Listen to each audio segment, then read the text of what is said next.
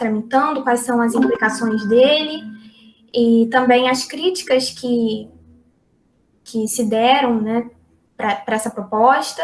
E, por fim, eu vou trazer assim, uma reflexão, acho que uma reflexão positiva sobre esse contexto e também sobre as nossas instituições.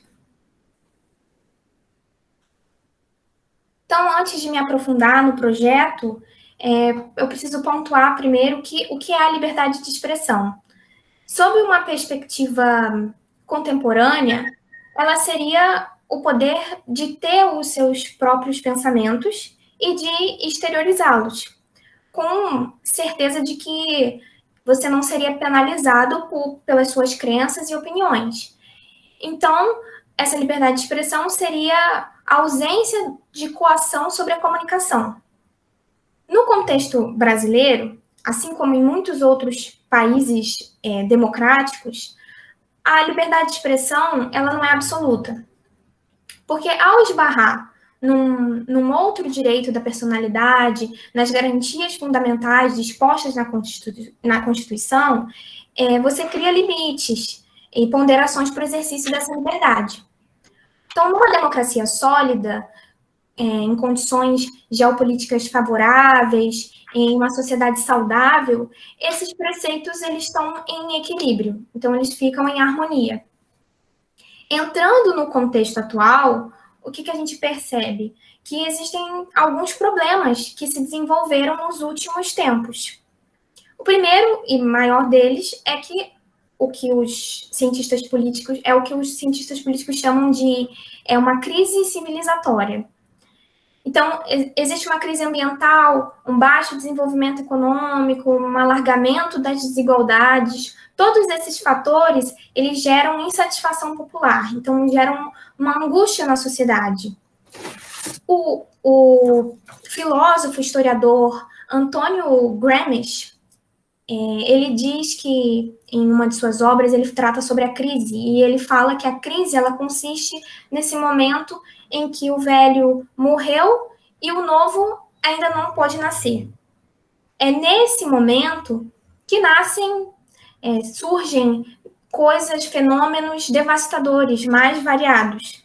Então, no momento de hoje, que é um momento de pandemia, de crise ambiental, de crise migratória, crise política, é exatamente esse período de caos propício para o surgimento de discurso de ódio, da polarização política, aumento de notícias falsas, insegurança, instabilidade, teorias conspiratórias. Então, existe um claro desequilíbrio entre os preceitos fundamentais, porque a privacidade, por muitas vezes, está ameaçada, a liberdade de expressão, em determinados momentos, ela é exacerbada, em outros momentos, ela é tolhida. E o segundo problema, que também não é só do Brasil, é um problema praticamente mundial, é que a esfera pública ela está à venda. O que eu quero dizer com isso? O que o professor e pesquisador Ronaldo Lemos quis dizer com isso?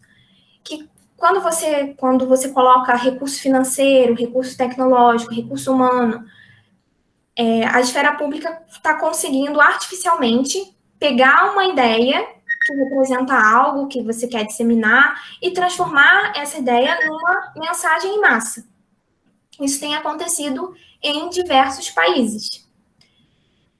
Trazendo dados, em 2019, tem um gráfico aqui, em 2019 foram 70 países que fizeram uso inapropriado de campanhas políticas de desinformação para desacreditar a oposição. E esse número, em 2017, era de apenas 28 países. Então, o que o estudo indicou? Que houve um crescimento de 150% em apenas 2 anos. Então, um curto período de tempo para um crescimento tão alto.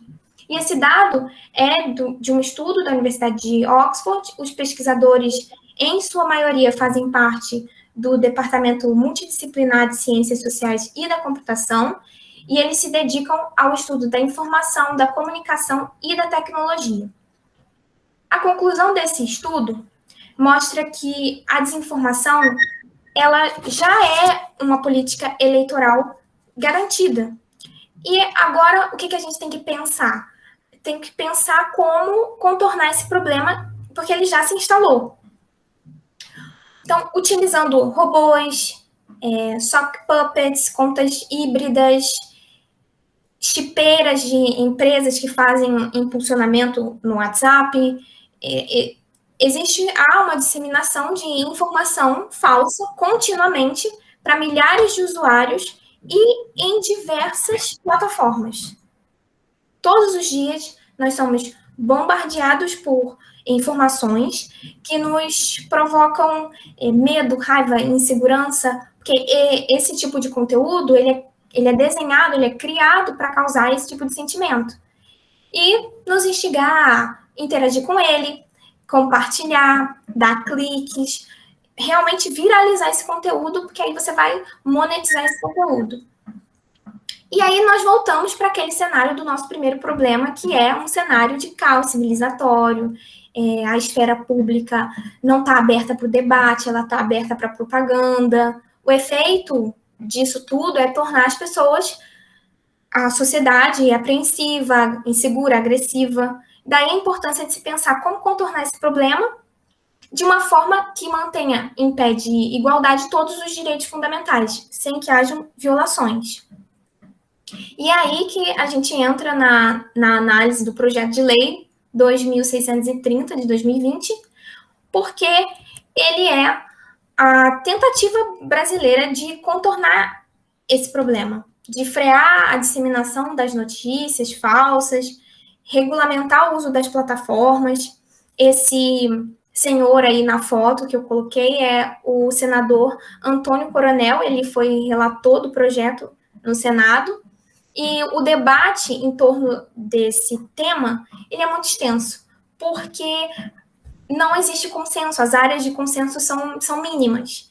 E nós tivemos, durante o projeto, uma sucessão de emendas, né, de substitutivos, que confirmam um conflito de ideias sobre o assunto. Além disso, foram observados pelo professor Ronaldo Lemos, outros estudiosos do tema também, alguns possíveis problemas do projeto que eu irei abordar mais à frente. Antes disso, né, eu já vou expor uma solução que esses estudiosos, o professor da UERJ, né, o Ronaldo Lemos, acreditam que seja a mais adequada, e eu compartilho do mesmo entendimento, né? Me valendo das pesquisas dele, no âmbito do direito digital, eu consegui elaborar esse trabalho. Então, para ele, a solução ideal, sem que fossem atingidos direitos fundamentais, como a liberdade de expressão, é o que ele chamou de follow the money, ou seja, perseguir aquele ou aqueles que investem dinheiro nesse sistema. As críticas feitas ao projeto, elas justificam essa alternativa apontada pelo professor. Então, aqui nesse slide próximo, eu elenquei, né, as críticas, as principais, que eu vou abordar aqui. E para iniciar, né, assim, o Brasil ele tem algumas políticas públicas que foram implementadas aqui no Brasil, elas acabaram por enxugar gelo. Então, nós temos alguns exemplos disso. Temos as UPPs, temos o projeto do Bolsa Família. Eles são todos projetos com uma teoria muito boa, mas que eles não conseguiram se concluir, se concretizar, e não conseguiram atingir o núcleo do problema, a raiz desses problemas. Então, o temor é que essa lei das fake news acabe também não conseguindo atingir o núcleo do problema. Porque essas atividades, né, de desinformação, as campanhas massivas de desinformação, elas sempre são coordenadas, nunca elas estão sozinhas. E elas sempre envolvem outros ilícitos, como falsa identidade, falsidade ideológica, fraude processual, sem falar nas calúnias, injúrias, difamação. Então, ela é um conjunto de ilícitos, muitos deles com baixo potencial ofensivo, mas a soma desses ilícitos afetam um bem jurídico muito importante, que é inclusive a democracia, o bem jurídico de uma esfera pública com possibilidade de haver um debate político legítimo, justo. Então, partindo desse princípio, o projeto inteiro deveria seguir essa forma de follow the money, que é combater quem financia essas fake news, quem investe dinheiro de forma oculta, coloca recursos financeiros para contratar vários serviços feitos dessa forma, pessoas que se valem de laranjas, se valem de contas falsas, de bots, né, de robôs. E, então, trazer para a esfera penal, né, a esfera penal pode ser uma alternativa muito eficaz, porque você vai passar a tratar esse tipo de organização como organização criminosa e, inclusive, utilizar de recursos investigativos para chegar até essas pessoas, essas organizações, desmontá-las. O que a gente vê hoje é uma batalha contra os conteúdos. E a batalha contra os conteúdos, ela é inútil, eu diria, porque você vai lá, tem uma fake news aqui, aí eu vou remover. Tem uma outra aqui, o provedor vai lá e remove. Identifica um discurso de ódio, vou lá e removo. Sendo que o dinheiro, ele continua alimentando esses conteúdos. Eles nunca vão acabar. E outras medidas que são interessantes para esse projeto são medidas de transparência. Por exemplo, você rotular contas com uma grande probabilidade de automação. Fazendo isso, você consegue combater a desinformação com mais informação. E isso é muito importante para o projeto democrático, porque aí você não precisa tirar do ar aquela conta, você só mostra que aquela conta está associada a um mecanismo de desinformação, de propagação de conteúdo que não se preocupa com a veracidade dos fatos, que não se preocupa com as fontes, e aí essas coisas você vai deixando a critério do cidadão julgar aquele conteúdo num espaço plural e sem afetar outros direitos tutelados. Já o projeto aprovado no Senado, ele não parece ter se preocupado majoritariamente com essas questões. No seu texto, por exemplo, fica permitido que as plataformas solicitem documentos de identificação aos usuários em algumas situações, como quando há uma ordem judicial ou a suspeita de que a conta seja um robô não identificado. Então, mesmo dizendo que o fornecimento da documentação não é obrigatório, o projeto cria essa definição do que seria uma conta identificada, que é a conta que o titular é previamente identificado por dados que foram informados por ele. Para parte dos especialistas da área do direito digital, da proteção de dados, vê essa medida como uma ameaça à privacidade. E apontam que, caso precise identificar o autor de um determinado conteúdo, o Marco Civil da Internet já estabeleceu ferramenta jurídica para isso. E só assim uma curiosidade, um adendo, durante a tramitação no Senado, o projeto ele chegou a prever a exigência do fornecimento dessa identidade, da identidade de documento válido para a criação de uma conta, e essa medida seria uma incoerência para a realidade brasileira. No Brasil, existem milhões, milhares de pessoas que não possuem identidade, e uma prova disso é que quando o governo liberou o auxílio emergencial, no período pandêmico, as imagens das filas na Caixa Econômica Federal para regularizar CPF, para conseguir tirar os seus documentos e se cadastrar no programa, foram imensas. E já os fraudadores, aqueles que se valem desse recurso para disseminar propaganda falsa, eles conseguem um número infinito de identidades para utilizar em diferentes contas, continuar disseminando discurso de ódio, propagando fake news, cometendo vários ilícitos. Mas essa proposta, né, essa alternativa, ela não foi aprovada pelos senadores. Agora, voltando às críticas, né? Uma outra crítica ao projeto é que ele entrega ao provedor a responsabilidade de decidir se a conta vai ser derrubada ou não. Então, ele aumenta o poder dos provedores, possibilitando unilateralmente a derrubada massiva das contas. E isso, num contexto geopolítico instável, como é o nosso, é muito preocupante. A última e não menos importante questão polêmica envolvendo esse tema é a possível criação de um conselho de transparência que definiria o que seria a desinformação. E existe, né, há uma preocupação em você colocar liberdade de expressão e conselho na mesma frase. Quando você define algo, você limita. E tem grande chance de não ser efetivo. Aí o que seria um remédio se tornaria algo ainda mais grave. Então, os efeitos colaterais eles são desconhecidos porque o projeto ainda está tramitando. Mas isso mostra assim, o apreço pela cautela na tratativa desse projeto de lei. E nós precisamos aguardar, porque para saber se de fato ele vai ser aprovado, como ele vai ser aprovado, se a gente ainda vai ter mais alguma alteração, que tipo de alterações seriam essas, teremos os vetos presidenciais, então temos que aguardar o que vai ser do futuro dessa lei e desse tema. E aí, para terminar a minha exposição, eu queria deixar uma mensagem positiva, né? Uma análise, vamos dizer, esperançosa no meio dessa crise civilizatória que eu descrevi no início e que nos levou até aqui.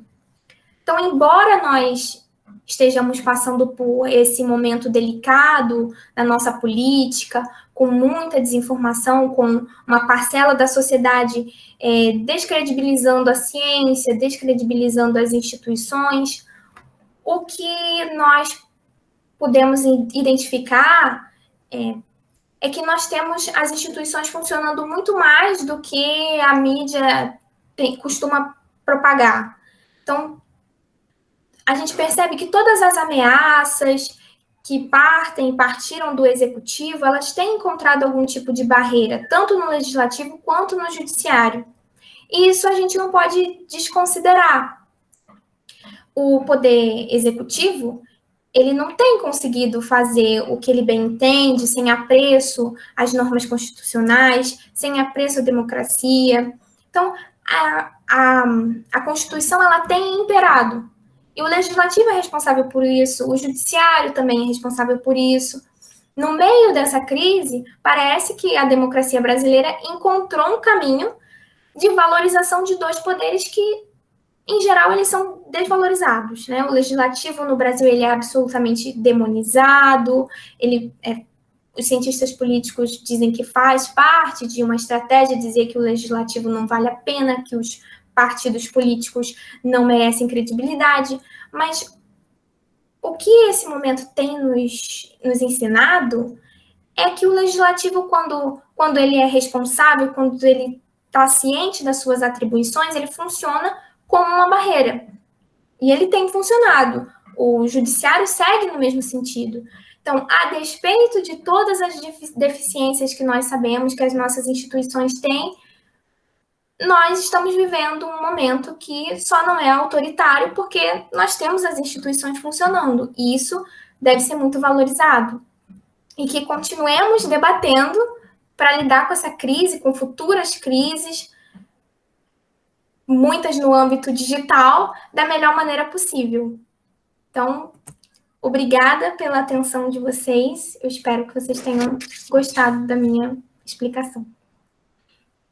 Obrigada, Estela. Não te apresentei, né? Eu te dei a palavra e não te apresentei, né? Bom, né? Já tiveram a oportunidade de conhecer a nossa pesquisadora bolsista, né? Do nosso grupo de pesquisa, esse jovem talento aí, né?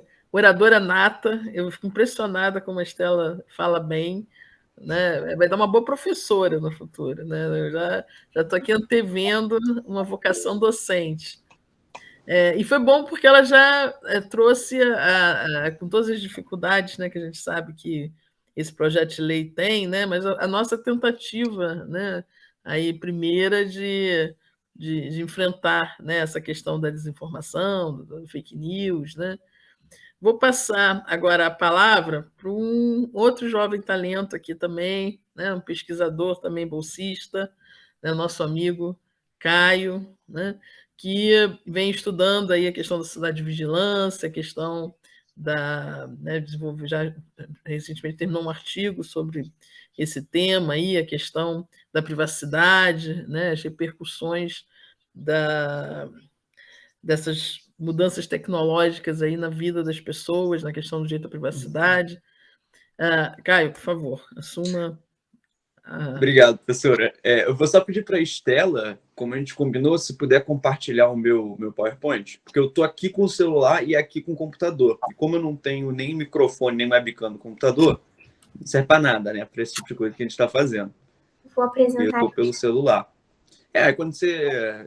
Mas eu já vou começando. Você só me fala a hora de passar os slides, tá? Porque eu vou escrever ninguém. Show, pode deixar.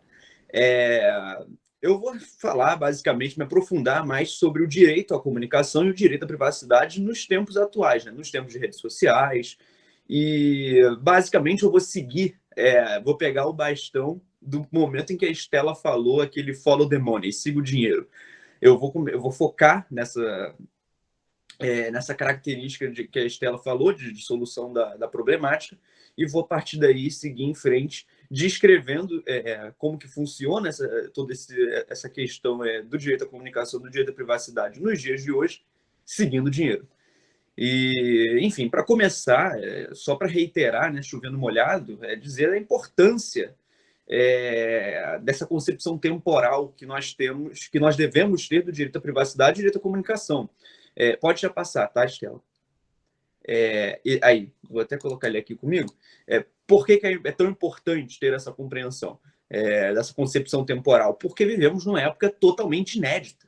A lógica da comunicação inteira mudou em 2 gerações, 3 se você já for uma pessoa mais conservadora, em 3 gerações. Isso é um pulo assim, colossal, avassalador em relação a outros tempos. Se a televisão já foi uma revolução, um giro de 180 graus, a internet, então, é mais ainda. E a prova disso são os dados que nós temos sobre a própria natureza da utilização das redes sociais pelos brasileiros. O brasileiro passa, em média, 3 horas e meia, né, em redes sociais, de acordo com a Global Digital Overview, e 67% dos brasileiros dizem se informar pelas redes sociais. Já passou a televisão pela primeira vez na história, desde, claro, da ascensão da televisão, temos outro meio digital que a ultrapassa no uso, né, pelas pessoas, pela população, e agora as redes sociais chegam em 67%. Estela, pode passar. Passando, né, desse ponto, dessa concepção temporal, queria falar sobre as características da comunicação nos dias de hoje. Na televisão, todo mundo via um único programa de algumas pouquíssimas emissoras. E é por isso que a gente teve, no caso, a ascensão de figuras emblemáticas que todo mundo conhece. Todo mundo aqui conhece o Faustão. Todo mundo aqui conhece o Ayrton Senna. São pessoas chaves, marcantes, e só puderam ser criadas devido à característica da televisão, que é uma mídia de massas. E por ser um oligopólio, basicamente você não tinha muito o que escolher, né? Se você não pagasse canal de televisão fechado. Se você fosse ver só a TV aberta, que é o que a maioria das pessoas viam, você iria ver ali as 6 emissoras, 5 emissoras, grandes emissoras. E é por isso que a televisão foi tão importante para a cultura de massas, né? Para termos essa consolidação da cultura de massas. Hoje em dia, a ascensão de um Faustão, por exemplo, é quase que impossível. Como é que você vai ter essa ascensão de uma pessoa tão marcante em seu trabalho como Faustão? Aí você pode pensar, tem youtuber, tem gente que é famosa, mas é famosa exatamente aonde? na bolha dela. E aí o que variam são os tamanhos da bolha, mas não em massa, levando toda a sociedade, né, no bolso. E essa é a primeira característica, né, da comunicação nos tempos de hoje. E acho que, para começar a ter um entendimento, é mais importante. O consumo é individual, é nichado, ou seja, todo mundo ali está vendo a TV que está vendo o mesmo programa. Na internet, não. Todo mundo ali vê exatamente o que está passando na sua tela. O consumo é totalmente individual e é nichado, como já falei. Mas, querendo ou não, é uma dinâmica que se baseia nos mesmos moldes de sempre. Então, o relatório McBride foi um relatório muito importante que nós estudamos, né, ano passado, até falamos sobre o relatório aqui nesse mesmo encontro que estamos tendo no ano passado. O relatório McBride, ele dá as características de como que a comunicação e o direito à comunicação ele vem sendo aplicado de maneira vertical, por um viés norte-sul, partindo de pequenas não, né? De poucas gigantescas meios de comunicação como a Associated Press, a Reuters, e aí vai descendo até chegar nas pessoas. Eu lembro que eu até citei o Chomsky aqui, aquele livro dele, o Manufacturing Consent. Eu não lembro direito como seria a tradução do título em português, eu não sei se é literal.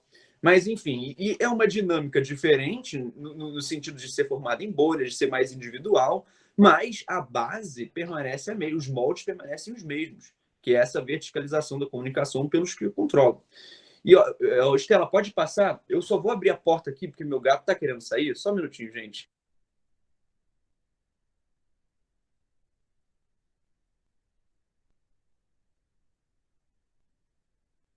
Oi, voltei, porque senão ele vai ficar arranhando, não consigo ouvir. Não consigo prestar atenção. Mas, características da privacidade, né? Continuando. Eu falei agora sobre as características da comunicação, e agora eu vou focar nas características da privacidade para aí sim, né, pegar o bastão da Estela e follow the money de fato.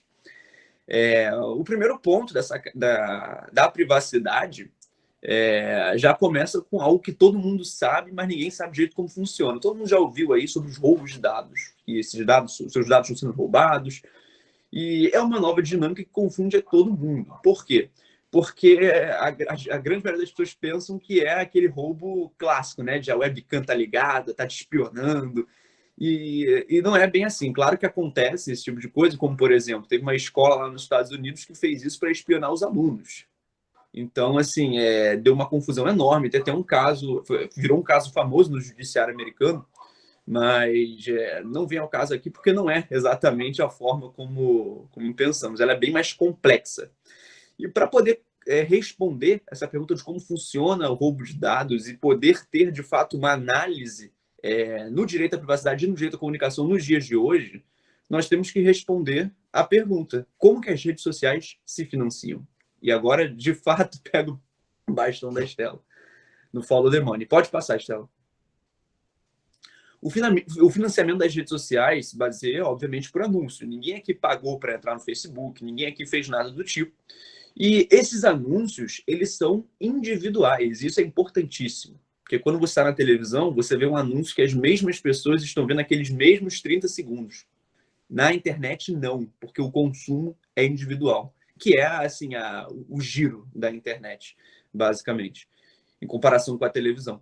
E por ser anúncios individuais, esse é basicamente o fim da era dos anúncios feitos para as massas. Você que é um publicitário, você não vai mais pensar em qual é o melhor horário para poder atingir o público infantil para você poder vender um produto. Você não vai fazer isso. Você vai já direto colocar ali no Facebook e colocar contas de pessoas que são menores de 18 anos, sei lá, 16, depende do seu nicho. Ou então pessoas que acabaram de ter um bebê. E como que as redes sociais conseguem essas informações? Para cada vez mais lapidar os meios para poder descobrir qual é o melhor anúncio para você. Porque é aquilo, né? Já que o anúncio é individual, quanto mais certeiro ele for em você, mais as redes sociais poderão vender certezas. Que é uma expressão que eu uso que é realmente isso, vender certezas. Quanto maior a probabilidade, maior a valorização do anúncio, vai poder vender mais caro e vai poder se financiar de uma maneira bem melhor, pensando nas redes sociais. E quanto mais informações, maior a capacidade de destinação desses anúncios. E, Estela, pode passar. As redes sociais coletam os nossos dados de maneira legal e teoricamente consensual, porque nós assinamos os termos de serviço dela. E elas realmente, oficialmente, coletam dados que você e eu sabemos que são dados coletados. Aí não é onde mora o perigo. Você sabe que a rede social sabe que você é homem, que você mora em tal lugar, que você tem tantos anos. Você publica isso. Você publica isso e torna esse fato de fato público, dependendo das configurações das suas redes. Mas isso aí as redes sociais te falam lá nos termos. Então, esse não é a raiz do problema. Apesar de ser a forma que, de fato, oficialmente, os dados ficam nas redes sociais e são usados para vender as certezas em anúncios. A Rosane acabou de falar, tem o exemplo da galinha pintadinha, realmente. E o nome do... Na verdade, Stella, pode passar que aí eu falo no próximo. E o nome dessa coleta feita pelas redes sociais, ou seja, Facebook, Instagram, essas redes sociais, se chama o compartilhamento primário de coleta de dados. E a privacidade no compartilhamento primário de coleta de dados, na teoria, sim. Né? Na teoria, esses dados seus são protegidos e são usados apenas pelo Facebook, pelo Instagram, para te vender anúncios. E tudo bem, tudo bem. Mas na prática, né, depois do escândalo da Cambridge Analytica, fica claro de que na prática isso não acontece. Apesar de que oficialmente é um esquema totalmente legal. Não vou me inteirar aqui, agora só um parênteses, não vou me inteirar aqui nos problemas que isso deriva para uma sociedade em quesitos psicológicos, de vício, sociológico, dessas bolhas, ou de como que a comunicação acaba sendo comprometida, o senso crítico acaba sendo comprometido pela questão das bolhas formadas, das fake news, a geração das fake news, a rápida proliferação delas. Tem até aquele dado muito bacana, que 1 a cada 6... quer dizer, perdão, falei errado. Uma notícia falsa se prolifera 6 vezes mais que uma notícia verdadeira pela característica de ser sensacionalista. E eu não vou adentrar nesse tópico, até porque meu tempo é curto. Então, eu vou focar exatamente nessa questão do financiamento e do roubo de dados que diretamente viola o direito à privacidade. Mas, enfim, se os dados são vendidos pelas redes sociais, ou seja, tem o Cambridge Analytica, tem todo esse tipo de coisa, que já demonstra que na prática eles não são só utilizados pelas redes nas propagandas. Se eles são vendidos, quem os compra? Vocês já pararam para pensar nisso? Quem compra os seus dados? Quem tem interesse em comprar os seus dados? E aí, Stella, pode passar. E aí nós entramos no compartilhamento secundário de coleta de dados. O primário são as redes sociais, que estão nos holofotes da mídia, que tem o termo ali de usuário, que você concordou ao criar sua conta, balizando ela. Mas agora entramos no secundário, que se baseia em outras empresas, muito menos nos holofotes, né? Todo mundo conhece Facebook. Agora, alguém aqui conhece a Radares, a Axiom? Alguém já ouviu falar nessas empresas? Eu pesquisando, eu particularmente nunca ouvi falar. Se alguém já ouviu falar nessas empresas, peço, por favor, me interrompa agora, só para eu... Porque eu adoro fazer esse tipo de pergunta quando eu converso com as pessoas. Ninguém ouviu falar. Claro que ninguém ouviu falar nela. A Axiom está no Brasil, acho que desde 2012, 2007, eu não vou saber direito o ano. Mas eles já estão aqui já há um tempão. E essas são as empresas que vendem certezas. Eles pegam a mesma lógica dos anúncios de coleta de dados. Quanto mais dados você tem, mais certeza você vende. E utilizam ela em diversas outras áreas que não a de geração de anúncios, como o Facebook faz. É como se, tem até uma metáfora que eu gosto de usar, que é como se nós pensamos, imagina que nós estamos numa floresta e tem várias pessoas caçando a gente.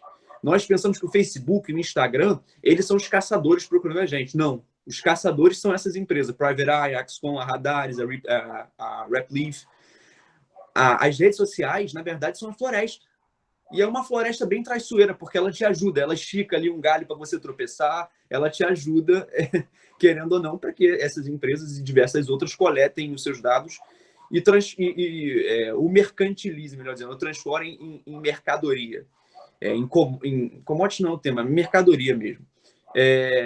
Oficialmente, a Axiom possui dados de 10% da população mundial. E isso oficialmente. Né?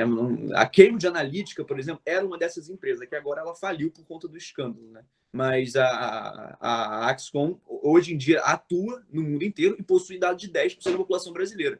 Nessa chamada, tem alguém que tem dado da Axcom. Alguém aí forneceu esse dado para... Falando estatisticamente, né? Claro, não estou falando que tem alguém de fato. Mas alguém permitiu isso? Alguém assinou algum termo com eles? Claro que não. Agora pode pular, Estela. A diferença dessas empresas já é o que eu, enfim, venho discorrendo, né? O Facebook está nos holofotes, todo mundo conhece o Facebook, eles têm o termo de uso para se balizar, mas quando você compra alguma coisa, aquilo ali vira sua propriedade. E nesse caso atual, a mercadoria da vez são os nossos dados, somos nós a mercadoria da vez. E quando você compra algo, querendo ou não, aquilo, ainda mais quando não há regularização, aquilo ali vira seu para você fazer o que você quiser. Então, se a Axiom compra, não só do Facebook, mas de outros meios de compartilhamento primário de dados, de coleta de dados, se eles compram, aquilo ali passa a ser deles. Eles fazem o que eles quiserem com aquilo. E como eu falei, é a utilização da venda de certezas nas mais diversas áreas. Desde a venda de certeza para seguros e operadoras de plano de saúde, até para a política. Então, por exemplo, é um exemplo hipotético. Imagina que eu tenho tendência a ter diabetes. Tá? E olha, repito, eu não tenho tendência a ter diabetes. Eu não estou falando com essa ênfase para vocês que estão me ouvindo, não. Eu estou falando para o microfone do meu celular. Vai que eles aumentam aí meu plano de saúde ouvindo eu falando isso. Eu não tenho tendência a diabetes. Mas, se eu tivesse, no mundo hipotético, e de alguma forma as redes sociais tivessem coletado esses dados, e que é tranquilo delas coletarem, da forma que nós somos íntimos às redes,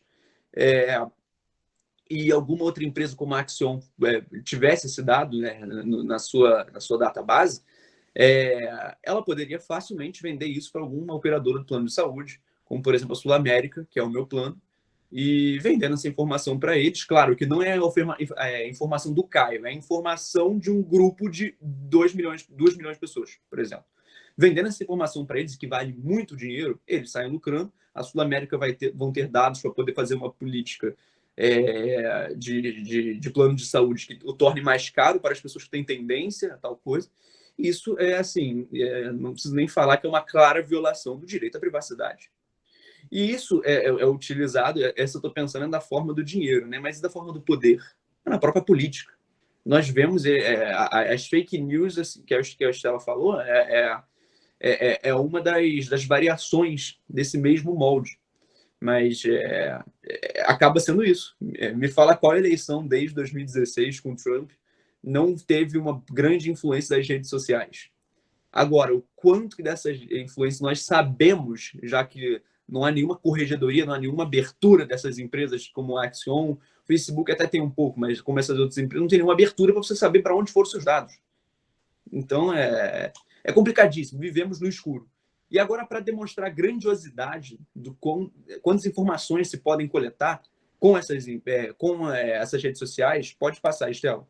Eu trouxe essa foto aqui. Infelizmente, eu só achei ela em inglês, mas eu posso, para quem sabe inglês, você consegue ver aqui. Você consegue ver a sua religião, as suas condições de saúde, por exemplo, se você tem artrite, se você é cardíaco, se você é diabetes, se você tem vícios, né? Se você tem vícios, se você tem um nome sujo, se você tem as suas visões políticas. Eu, por exemplo, antigamente usava muito Facebook. A Estela já deve me ter adicionado já há muito tempo. Ela sabe, eu compartilho tudo que eu penso sobre política no Facebook.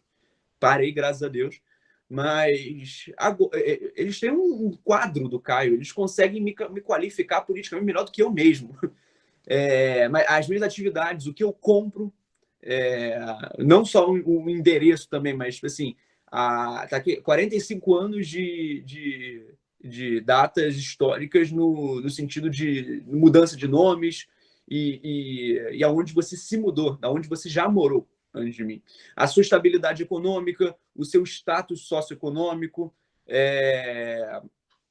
e até o número certo de compras feitas no cartão de crédito Visa nos últimos 24 meses. Isso aqui é mais para os Estados Unidos, tá? Não é mais aqui para o Brasil. Mas como que eles conseguem ter esse tipo de informação? E também tem a probabilidade de uma pessoa ter um bebê, de adotar um bebê, de querer esse tipo de coisa, o tipo de casa em que a pessoa mora, a probabilidade da pessoa ser uma pessoa que é influencer, ou seja, ela influencia outras pessoas, ou se ela é influenciada, qual dos dois ela se qualifica. É absurdo, é absurdo, é absurdo, é absurdo. Isso aqui é tudo da Axiom, não é do Facebook. E imagina o quão assustador é ter isso, né? E agora, passando o próximo slide, já terminando, teoricamente faltam acho que 3 minutos para minha fala acabar, mas já está terminando aqui mesmo. O resumo geral desse quadro maquiavélico, monstruoso em que vivemos, é basicamente o financiamento das redes sociais através da venda de certezas em seus anúncios. E o método utilizado por essas redes sociais, como eu já falei, isso é possível através da coleta de dados complexos e de massas. E outras empresas, como a Axiom, que eu gosto de usar ela porque ela é realmente disparada maior, mas a Rapleaf também, a Private Eye, utilizam do método para poder vender certezas em todas as áreas, utilizando dessa mesma lógica do Facebook e utilizando do próprio Facebook. Lembre-se da metáfora da floresta, né? As redes sociais são a floresta, os caçadores são essas empresas, mas a floresta ajuda a te caçar. E, enfim, e por conta disso, né, um abalo sistemático em nossa economia, geopolítica e sociedade. Até porque quem tem dinheiro para contratar a Private Eye é alguém que tem muito dinheiro. E vocês sabem que na política é aquilo, né? Quem contrata o DJ é quem escolhe as músicas. Então, acaba sendo isso. E aí é cunhado pela psicóloga social Shoshana Zuboff, perdão se eu pronunciei errado, acho que eu pronunciei certo, mas ela cunhou o termo que é o capitalismo de vigilância, que nada mais é, na interpretação dela e na minha também,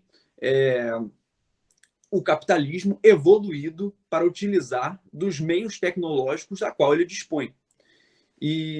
Ou seja, o capitalismo, quando ele vai se evoluir, quando ele vai evoluindo, a tecnologia vai evoluindo junto com ele, a ciência, né, como um todo, seguindo os ditames da acumulação de riqueza. Querendo ou não, você vê assim, na grande maioria, é claro, mas a grande maioria dos recursos e investimentos vão tudo para alguma área em que dá para você ter uma patente e ganhar algum dinheiro. Isso não é nenhuma questão de opinião, não. Acaba sendo a verdade, infelizmente. Mas acaba sendo a verdade. E o capitalismo de vigilância, que é o que a Shoshana Zuboff acabou por o termo que ela cunhou, é basicamente um capitalismo evoluído e adaptado às tecnologias que estamos vivendo. Não é que o capitalismo mudou, é que o desenvolvimento tecnológico forneceu novas ferramentas para o ideal capitalista se reproduzir da forma em que ele naturalmente se reproduz. E espero que isso, porque realmente não é o meu objetivo, o objetivo de ser uma crítica ao capitalismo, realmente não é. Eu estou só pegando esse termo emprestado da Shoshana, porque esse é um termo importantíssimo quando se estuda a sociedade de vigilância, do direito à privacidade, do direito à comunicação. E pode passar para o próximo slide, Estela. E o diagnóstico geral, né? Nós sentimos os sintomas, vemos os problemas e agora espero eu que possam ter entendido um pouco mais as causas desse problema toda a nossa sociedade. E o direito à comunicação e o direito à privacidade. Pode passar, Estela. No meio disso tudo, a verdade é que a política é a forma para tentar solucionar esse problema. Mas eu sou aluno de direito, não de ciências políticas. Então, vou tratar agora sobre a questão do direito, que o direito faz no meio de toda essa situação. Ele basicamente tenta, né, com as leis promulgadas, né, no legislativo, interpretar, né, realizar uma hermenêutica e aplicar de fato, como a Estela muito bem disse, aplicar de fato que essas leis sejam feitas na prática, né, julgando os casos, enfim, o que basicamente todo mundo que já sabe. Eu queria utilizar de exemplo a GDPR, que foi o primeiro grande marco na regularização de coleta, venda, utilização de dados pessoais das grandes massas através da internet. E ela é europeia, foi promulgada na União Europeia. E aqui no Brasil nós temos a LGPD, que é uma versão brasileira da GDPR, que não fica muito atrás da irmã europeia, não. Fica realmente no quesito de qualidade da lei, ela realmente não fica muito atrás, não. Claro que há alguns problemas, como um todo, eu acho que o grande problema é não regularizar demais, não haver qualquer regularização que atinja a raiz do problema, você ter um encanamento furado, você coloca um balde, ao invés de você consertar ou trocar o encanamento. Mas acaba que, querendo ou não, para quem já está com o chão todo inundado por conta do encanamento, um balde ajuda muito. E como eu já falei, a importância da política nessas novas regularizações, né? E o novo papel do jurista com a promulgação de cada vez mais leis sobre o tema do direito à comunicação e do direito à privacidade. Na época da televisão, que a televisão estava começando a surgir, um pouco depois, é claro, nós regularizamos a questão, por exemplo, do horário eleitoral, e isso tudo virou uma coisa importantíssima e que não abrimos mão, de forma alguma. Agora, qual será o horário eleitoral, entre aspas, por assim dizer, da internet? Qual será a regularização que nós iremos fazer que as gerações anteriores fizeram com a televisão, por exemplo, para poder concretizar um mundo melhor? Porque sem regularização de qualquer tipo, e olha que não estou sendo radical, estou falando de regularização, não estou falando de mudar nada do tipo, nada sistemático, mas com regularização, sem regularização, não tem como resolver, não tem como ir dormir sonhando com um futuro melhor. E agora, para terminar mesmo o último quadro, Estela, se puder passar, eu queria só ler essa frase do Weber, que é o fato de que aquilo que chamamos de desenvolvimento tecnológico dos tempos modernos ter sido orientado de maneira tão ampla economicamente para a obtenção de lucro é um dos fatos fundamentais da história da tecnologia. Novamente, não estou querendo colocar um juízo moral nessa frase, mas é verdade que o sistema socioeconômico vigente vai ditar as orientações para a direção em que a tecnologia vai se desenvolver e quais serão as suas funções. Não existe ciência neutra, não existe tecnologia neutra. O que existe de neutro é ela pura, soltada aí, sendo analisada, ela e acabou. Agora, ela não deve ser analisada dessa forma, até porque como ela chegou a ser o que ela é e qual será a função destinada a ela, depende totalmente do sistema socioeconômico e do momento em que vivemos. E é por isso que com fissão nuclear nós conseguimos desenvolver desde a bomba atômica até energia nuclear. São exemplos de variações de uma mesma tecnologia que são ditadas através do sistema socioeconômico do momento histórico. Acaba aqui a minha fala, eu acho que eu passei 5 minutos, 6 agora, peço perdão, mas encerro aqui minha fala. Desculpa, professora, foi um exercício tanto tentar condensar tudo isso em tão pouco tempo. Parabéns também ao Caio aí pela apresentação, né, mostrando aí uma outra face, né, dessa realidade da comunicação na internet. E agora vamos poder ouvir aqui a Marta, né, minha querida, né, amiga e colega, né, de estudos, né, tem lá partilha, né, comigo um certo gosto pela filosofia, né, mas também, né, consegue trazer, né, trazer essa reflexão para questões bem atuais, né, que a gente vai tentar fazer aqui hoje, né, Marta? Então, a Marta é aluna do nosso programa, né, de pós-graduação em Direito, né, da turma de 2021, não é isso? Exatamente, né? Então, todos podemos conhecê-la aí. Por favor, Marta. Bom dia a todos. Eu pedi para o Caio me dar uma ajuda, porque eu estou com a internet instável. Eu estou até com a câmera fechada, e aí o Caio fez um telefone sem fio e pediu para a Estela colocar, porque ele também está com problema.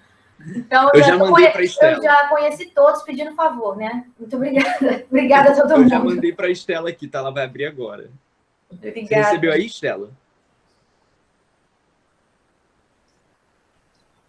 Pode colocar. Já vou iniciar antes dela colocar os slides aí. Eu queria, ouvindo vocês falando sobre essa questão da violência digital, essa questão do lixamento virtual, essa questão de roubar dados, essa questão que está muito aí, né, na nossa cara, porque nós migramos para o ambiente virtual, tanto que estamos aqui apresentando um trabalho no ambiente virtual, nossa vida migrou, e a gente não traz uma reflexão profunda sobre isso da forma como a gente deveria. Eu ainda acho que falta. E desde que aconteceu as eleições presidenciais de 2018, eu acho que assim, já deveria a gente ter preocupado muito mais sobre esse tema, porque ali já foi um sinal que as coisas iam se desconcertar para sempre mesmo, não tem mais volta, é um passo que não tem mais volta. Mas, hoje, o trabalho que eu vou apresentar, pode colocar, Estela, se quiser, eu não sei se vocês... O trabalho que eu vou apresentar hoje, num nível um pouco mais teórico, dando alguns passos para trás na história, para a gente poder olhar para a atualidade, sem esquecer do passado, uma reflexão mais teórica. Isso. Com a teórica política Hannah Arendt e o seu conceito de banalidade do mal, que ela concebeu quando fez ao acompanhar o julgamento do tenente-coronel Adolf Eichmann, o responsável pelo transporte de milhões de judeus aos campos de concentração. Esse cara foi achado lá nos anos 60, escondido na Argentina pelo Mossad, o Serviço de Inteligência de Israel, e levado a Jerusalém para poder então ser julgado, num julgamento que seria extremamente midiático. E a Hannah Arendt, que já tinha escrito um livro sobre origens do totalitarismo, foi então convidada pelo New York Times para poder estar acompanhando esse julgamento naquele momento. E aí, então, ela concebeu essa ideia que a gente fala muito hoje em dia, todo mundo fala banalidade do mal, mal banal, banalidade do mal, todo mundo está falando sobre esse tema, mas eu gostaria, então, de convidar vocês a construir o conceito, fazendo uma reflexão até de como surgiu a banalidade do mal, porque ela não vem simplesmente do julgamento, tem uma história anterior atrás disso. Então, esse é o convite que eu faço para a gente poder refletir sobre o discurso de ódio, né, esse fenômeno social que é o discurso de ódio hoje no Brasil, que a gente já é um fenômeno a ser estudado, inclusive, de maneira sistemática, à luz dessa banalidade do mal, mas caminhando para trás, olhando para a origem do totalitarismo, que foi o livro que ela escreveu antes desse. Pode passar, então, por favor. Então, vou fazer uma pequena introdução, que seria a seguinte. O nosso ponto de partida, então, vai ser a ideia de que os elementos inerentes a regimes totalitários, eles permanecem no mundo. Nem a perda da Batalha de Berlim, lá em 1945, nem o suicídio do Hitler, nem a morte do Stalin fizeram com que esses elementos desaparecessem. Então, os regimes totalitários, aqueles daquele momento, podem ter acabado, mas o surgimento dos regimes totalitários no mundo inferiu num ponto de ruptura. Então, a manifestação dele fez surgir na sociedade novos elementos, uma nova conceituação acerca da potencialidade do mal. Um exemplo foi a criação dos campos de morte, né? Que a gente viu cidadãos sendo desprovidos de todos os seus status político e reduzidos, então, a corpos biológicos ali queimados. E foi exatamente isso que fez a gente perceber como é que uma ideologia, uma ideia política conseguia fazer com que homens normais se tornassem, então, assassinos, sem conseguir equacionar os próprios atos deles, porque ali ninguém percebia, ninguém se encontrava, se entendia enquanto um assassino. Esses elementos, eles sempre estiveram entre nós, só que a gente notou uma retomada desses elementos, principalmente no Brasil, desde a última crise político-partidária, que a gente e econômica, principalmente, que a Estela até falou, que dentro de um contexto de crise, a gente vê esse tipo de coisa acontecer. Então, a gente vê por aí a criminalização da política, uma profunda polarização, o incentivo ao extremo nacionalismo, o discurso de ódio, a figura de um inimigo, né? Sempre a construção da ideia de que existe um inimigo a ser combatido, custe o que custar. Então, todos esses elementos nos fazem pensar de que de verdade, esses elementos inerentes aos movimentos totalitários aí estão entre a gente ainda. Foi nesse contexto da ascensão do radicalismo da extrema-direita que a gente começou a perceber um alargamento do sentimento de ódio da população. Porque através de reiteradas retóricas odiosas e incentivadoras da intolerância, que grande parcela dos nossos políticos atuais foram eleitos. E então eles legitimaram esses discursos de ódio no espaço público. Então, nesse contexto, o discurso de ódio começou a ganhar uma importância enorme, uma relevância muito grande. E a gente começou a perceber, então, movimentos, organizações e orientações políticas pautadas na aversão odiosa contra minorias. E que foram amplamente intensificadas por causa das facilidades e das proximidades trazidas pelas redes sociais. E aí agora, então, antes da gente começar, já entrar nos tópicos do artigo que eu vou apresentar, queria falar em linhas gerais o que a gente poderia conceituar, a princípio, o que seria o discurso do ódio, né? Ele pode ser compreendido como uma manifestação de ideias que incentivam a discriminação de grupos minoritários, desqualificando-os como os detentores de direitos. Então, a minha proposta aqui hoje é a seguinte, que na ideia, assim como a Arendt fala que para a gente evitar é preciso compreender, eu quero fazer o seguinte, resgatar quais são as condições entendidas por ela como um terreno fértil à ascensão de regimes totalitários, não que a gente volte a ter um regime totalitário, como o Caio falou aqui, a gente não tem um novo capitalismo, a gente tem arranjos diferentes, nós temos situações diferentes que utilizam mecanismos do passado, a história é pendular, então essas coisas estão entre nós, a gente precisa identificá-las. E evidenciar, então, se esse conceito da Hannah de banalidade do mal pode servir como um aparato intelectual para a gente poder compreender esse fenômeno do ódio no Brasil atual. Pode passar, por favor, Estela. Então, no primeiro capítulo, a gente vai apresentar uma construção mais teórica. E aí a gente vai, então, para poder construir o que seria o conceito da banalidade do mal, perguntar o que seria, então, o que é o totalitarismo. E eu coloquei embaixo, né, nesse slide, alguns elementos que eu retirei, não são todos, mas que exemplificam alguns mecanismos utilizados no movimento totalitário, do livro da Hannah Arendt, que foi escrito em 1951, a primeira publicação. Então, ela vai analisar nesse livro as origens do totalitarismo. Então, uma coisa importante que a gente tem que definir logo de início é que o totalitarismo ele é um fenômeno do mundo moderno que se diferencia das tiranias e das ditaduras. E ela fala que os regimes totalitários eles são organizações que cingem os homens em massas, que vai tentar retirar qualquer traço de individualidade.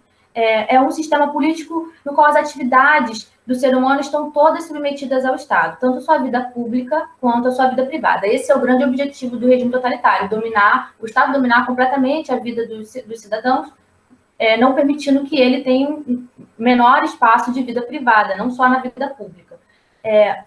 Uma outra coisa que eu gostaria de falar aqui é que a gente fala hoje de sociedade de massa, e a gente fala de ideologia e do ódio, e esses conceitos todos foram trabalhados por Arendt nesse livro. Então, é interessante a gente pensar, quando a gente fala o que é a massa, o que são os homens de massa, a sociedade de massa, os homens que vivem na massa. Pode passar, por favor, Estela. Eu trouxe uma citação que eu acho que fica bastante clara para depois a gente ler e entender o que seria essa sociedade de massa que a Hannah fala. Então, o regime totalitário ele vai surgir nos contextos de crise. O exemplo disso é que o nazismo surgiu no contexto do final da Primeira Guerra Mundial, com a Alemanha lá em frangalhos, com um sistema de classe da Europa acabado, com um sistema partidário, sistema de classe todo destruído. Então, foi um ambiente propício para a formação de um grupo de cidadãos que estavam furiosos com o antigo regime e estavam em busca de uma nova política. Nada unia eles nunca haviam feito parte de partido algum, a única coisa que os unia era o ódio à antiga política. Então, procurando uma nova política, que surgiu o Partido Nazista, que foi completamente legitimado por essa população. Então, nessa frase, nesse trecho do livro, ela fala exatamente isso, que as quedas das paredes protetoras das classes transformou as maiorias adormecidas, que existiam por trás de todos os partidos numa grande massa desorganizada e desestruturada de indivíduos furiosos que nada tinham em comum, exceto a vaga noção de que as esperanças partidárias deles eram vãs. Então, eles viviam numa profunda crise e a única coisa que eles tinham em comum era muita raiva e uma união para poder, então, procurar um novo caminho, uma nova política, uma salvação. Pode passar, por favor. Essa massa, né? Eu estou fazendo um resumo, muito resumo, óbvio que se vocês procurarem no livro tem muito mais conteúdo. Essa massa, ela vai ganhar forma e movimento, porque os regimes totalitários, o objetivo dele é uma dominação total, mas antes disso ele se apresenta como um movimento totalitário que vai implementando aos poucos elementos de dominação, né? De dominação, de persuasão, para poder então chegar ao domínio total. Então, um desses elementos, a Hannah fala que é o isolamento.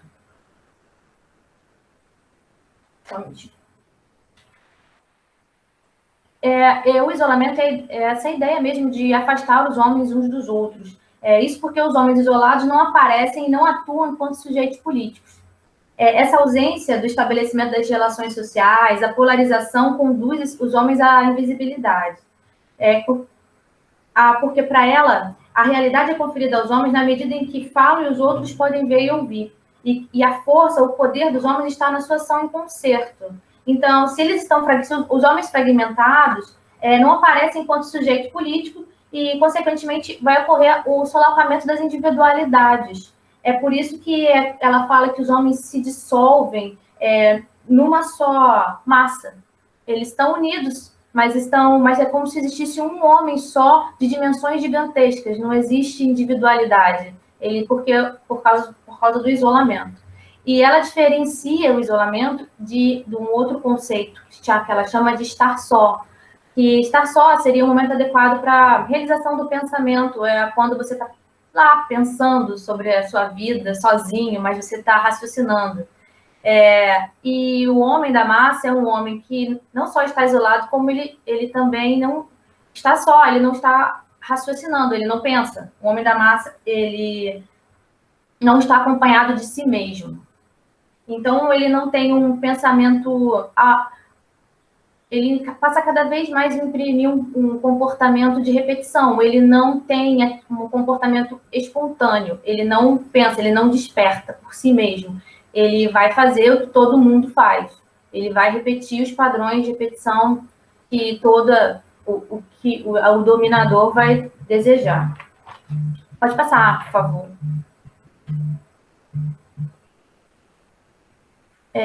Um outro elemento, depois desses dois, dos governos totalitários, é o terror. O importante dizer que os governos totalitários, eles não atuam por meio de ilegalidades. Eles buscam imprimir toda a sua lógica dentro da lei. Nos governos totalitários que a Hannah Arendt trabalha, que são o nazismo e o stalinismo, no nazismo, a lei que imprimia é a lei da natureza, que foi implantada no nazismo com a ideia de que existia uma classe de cidadãos que, por natureza, eram inferiores e não mereciam existir por causa disso, que eram judeus. E, na ideia do Stalin, era a questão da lei da história, porque não poderia existir a burguesia, não fazia parte também da história a burguesia, não só a burguesia, mas qualquer classe que oferecesse alguma ameaça ao sistema até então que ele tinha colocado. Então, ele imprimia toda a sua lógica através dessas leis, da lei da natureza e da lei da história. E, então, o terror é a essência que mantém essa lei totalitária em movimento. O terror vai fazer surgir a ideia de que existe um inimigo, uma oposição inicialmente, uma oposição a ser combatida custe o que custar. É para isso que serve a ideia do terror. Vamos combater o inimigo vermelho. Só que, como o próprio nome diz, é um movimento totalitário. Ele não existe um fim em si mesmo. Ele é contínuo. Depois de expurgar, de tirar do mundo o inimigo, o terror continua fazendo a roda do sistema girar, selecionando outros inimigos, pessoas que se tornarão as indignas de ver a próxima bola da vez. Então, é uma continuidade. Uma hora é esse inimigo, depois vai ser outro, e aí continuamente. O terror é um mecanismo que dá essa aceleração, esse movimento para o regime. Pode passar, por favor, Stella. E no final, por final desses elementos, que eu gostaria de trazer aqui, de compartilhar, é a ideologia. A ideologia é um mecanismo, então, que é utilizado para afastar o pensamento espontâneo. A partir de uma premissa verdadeira, a lógica conduz o indivíduo a deduzir proposições contínuas que são capazes de produzir uma força coercitiva na cognição. Então, no contexto da lógica do domínio totalitário, a ideologia vai funcionar como uma espécie de aparato que vai tornar desnecessário que o homem ali da massa tenha alguma experiência empírica para poder comprovar uma informação. Existe uma premissa verdadeira, aí, a partir dessa premissa verdadeira, vão fazendo surgir inferências lógicas, e essas inferências são tão fortes que a única coisa que é verdade, que é a premissa, ela desaparece. E você fica somente com a ideia falsa. Eu coloquei um exemplo aqui, que a gente viu nas eleições de 2018, que foi que existia um programa Brasil sem homofobia, o programa do governo federal. Aí existia o projeto Escola Sem Homofobia, isso é verdade. E existiu também a elaboração de um material didático orientado pelo MEC, feito pelo Ministério dos Direitos Humanos, em parceria com a ONU e com a Unesco. E, de repente, o Brasil inteiro começou a falar de kit gay. E ninguém procurou saber se existia o programa Brasil Sem Homofobia. A gente só via a reprodução em massa de notícias do kit gay, ou seja, esse sistema de lógica foi apagando a única premissa que era verdadeira e deixando, então, só a ideologia calculada, uma verdade calculada. É o que ela fala. A ideologia, nesse caso, é uma verdade que foi calculada. Pode passar, por favor, Esther. Então, a gente chega, depois de a gente passar por todos esses elementos, é que eu acredito que a gente está pronto para poder falar da banalidade do mal. Que, como eu disse, foi o julgamento do Adolf Eichmann, que já expliquei também, né, que ele foi capturado depois, não foi julgado no Tribunal de Nuremberg, foi julgado em Jerusalém, e todo mundo esperava encontrar ali um sádico, um sanguinário, porque ele era o cara que era o responsável foi o responsável pela logística mesmo de colocar. Se vocês puderem ler esse livro, vocês vão ver em detalhes como é que ele fazia. Ele conta, não, tinha que colocar essa quantidade de pessoas aqui para poder levar. Ele é muito um burocrata. Colocar as pessoas aqui para poder levar para o campo de concentração, eu tinha que morrer tantas pessoas assim por vez, tinha que ser incinerado assim, tinha que descartar o corpo assado. De fato, ele exemplifica o horror através de uma forma muito metódica, alinhado com o sistema que na época ele vivia, que era, né, um colapso moral, uma existência completamente diferente. E então é que a Hannah vai observar aquilo e fazer um conceito, né, que se tornou a base do seu conceito. Ela não vê um cara doente, um sádico. Ela vê um cara completamente normal, inclusive até meio frágil.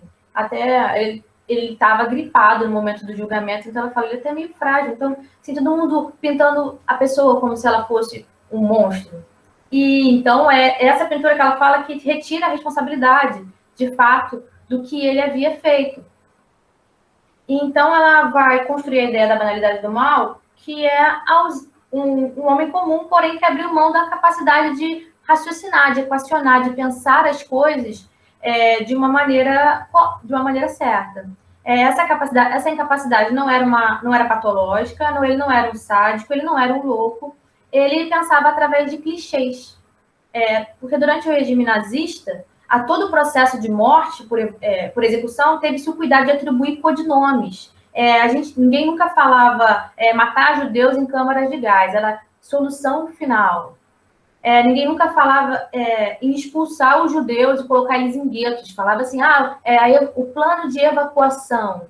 Então, essas regras, que na verdade são mentiras profundamente contadas, eram o que permeava naquele momento a ideia das pessoas. Então, ele contava essas histórias de uma maneira muito natural, porque ele expressou a lógica do momento.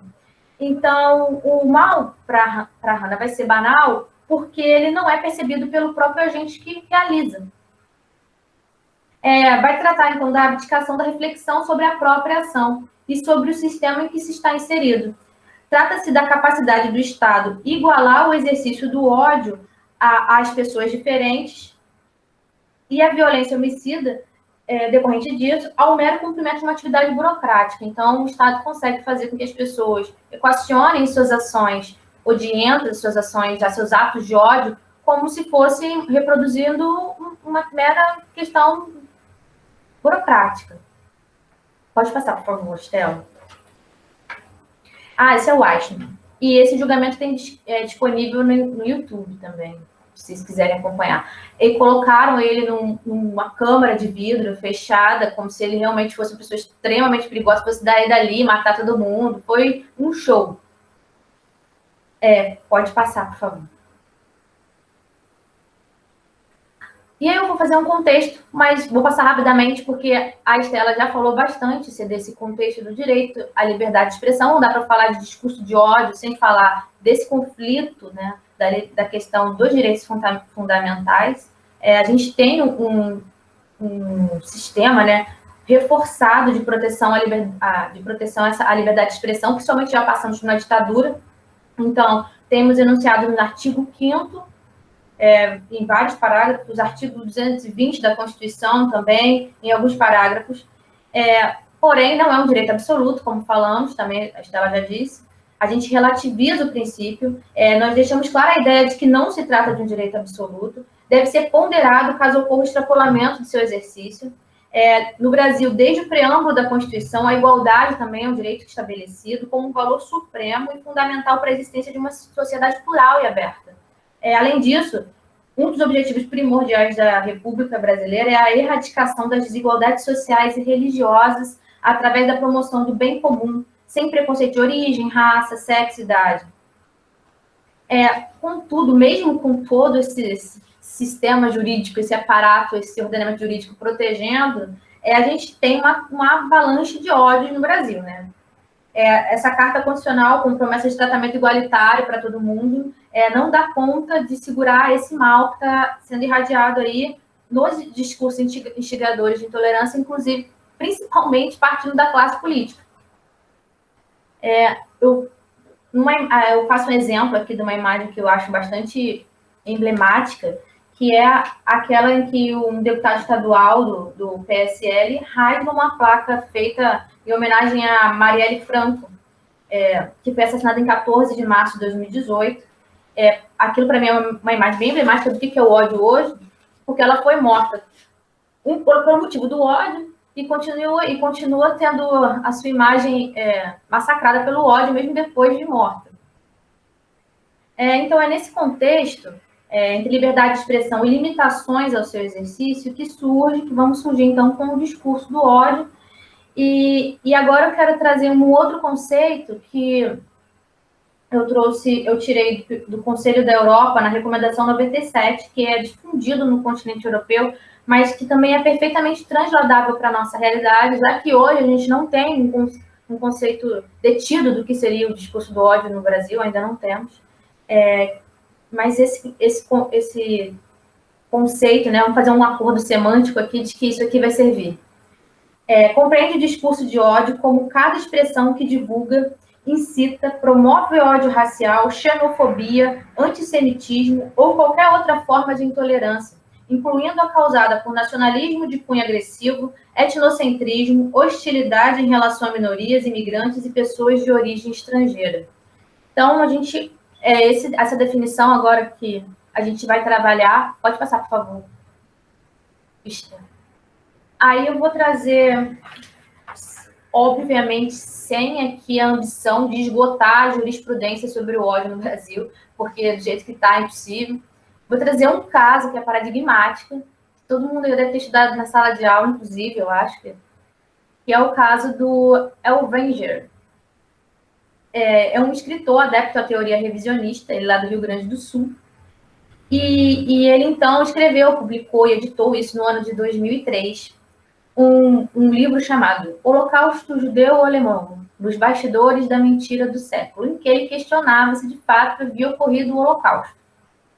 E então, ele foi denunciado criminalmente pela prática de racismo, artigo 20 da Lei 7.716 de 89. Sob o argumento de que as obras dele estavam incitando o ódio à comunidade judaica. Ele foi condenado em segunda instância e o HC dele foi parar no STF, que é o HC 824242. Quando chegou lá no STF, obviamente foram enfrentados vários temas, mas eu vou trazer em destaque aqui duas questões que acredito que sejam importantes para o nosso trabalho. A extensão da expressão racismo, que hoje a gente até viu, né? Isso aqui foi também utilizado para reforçar a criminalização da homotransfobia, a extensão da expressão racismo.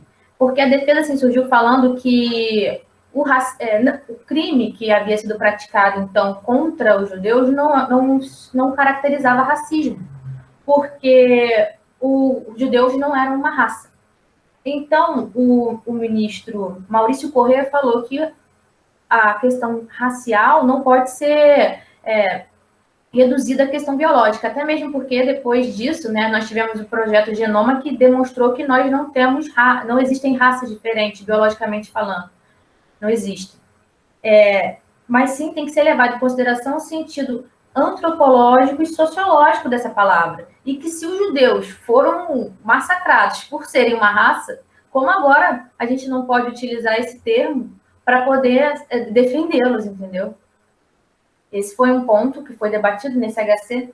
E um outro ponto foi o conflito entre as dimensões subjetiva e objetiva da liberdade de expressão. A dimensão subjetiva, na ideia da expressão do pensamento identitário e pessoal, e objetiva é a ideia do impacto dessa expressão causado na sociedade. Então, se por um lado você tem direito à liberdade de expressão, que é a ideia de que você pode expressar tudo o que você pensa, que é também um meio de reafirmação da democracia, por outro lado, você também tem uma dimensão objetiva, que é o que isso vai causar na sociedade, se isso vai calar, se isso vai retirar a voz de um outro membro da sociedade. E fazendo uso, então, do princípio da proibição do excesso, o STF compreendeu nessa decisão que a liberdade de expressão não é uma garantia constitucional absoluta, sendo, nesse caso concreto, impossível elevá-la em detrimento ao princípio da dignidade humana. Contudo, mesmo essa decisão tendo sido uma decisão paradigmática e, ao meu ver, uma excelente decisão, ele não estabeleceu conceitos detidos acerca do fenômeno social do discurso do ódio, o que tende a permitir dissonantes parâmetros em decisões judiciais. Então, a gente, por causa disso, ou tanto você pode restringir indevidamente a liberdade de expressão, ou você pode deixar passar o ódio, que também é perigosíssimo atualmente. Caminhando para a minha conclusão, depois dessa exposição toda, eu queria falar o seguinte, né? Depois dessa reflexão, desse passo para trás na história e tentando contextualizar com o que está acontecendo hoje, será que a Hannah Arendt pode, então, servir? Pode passar, Estela, por favor. Pode servir para ajudar a gente a refletir sobre o fenômeno social do ódio hoje em dia? Bom, a minha resposta é que sim. Eu acho que a gente tem que entender os desafios do século XXI sem deixar de olhar para trás, sem deixar de enxergar o passado, que não é um passado distante, que aconteceu e ainda acontece, porque nós somos consequência disso. E pensar que